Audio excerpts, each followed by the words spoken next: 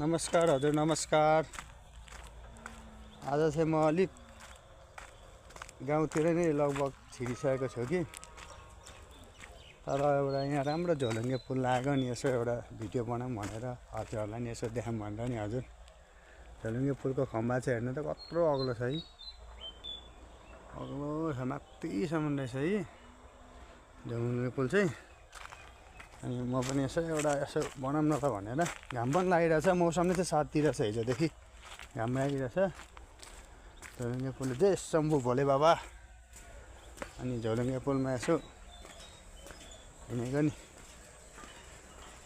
यस्तै रहेछ यहाँको चलन, यस्तै रहेछ यहाँको चलन। हल्लिन्छ त हौ सर, हल्लेको। मलाई चाहिँ फेरि झोलुङ्गे पुलदेखि अलिक डर लाग्छ क्या, के भएको पनि।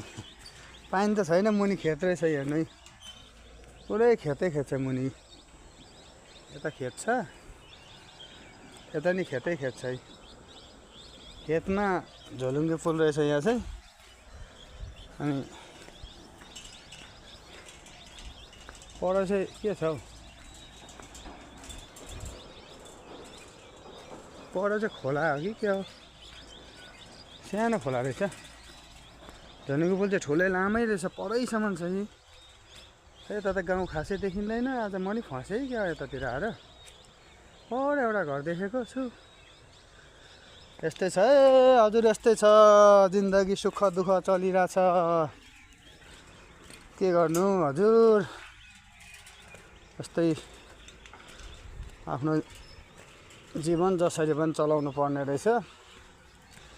यसरी नै चलि नै रहेछ भनौँ न अब। मलाई यो जिन्दगीले कहाँ पुर्यायो, मलाई यो जिन्दगीले कहाँ पुर्यायो। कहिले हँसायो कहिले रुवायो, कहिले हँसायो कहिले रुवायो। आफूसँग छुट्याएर एक्लै बनायो।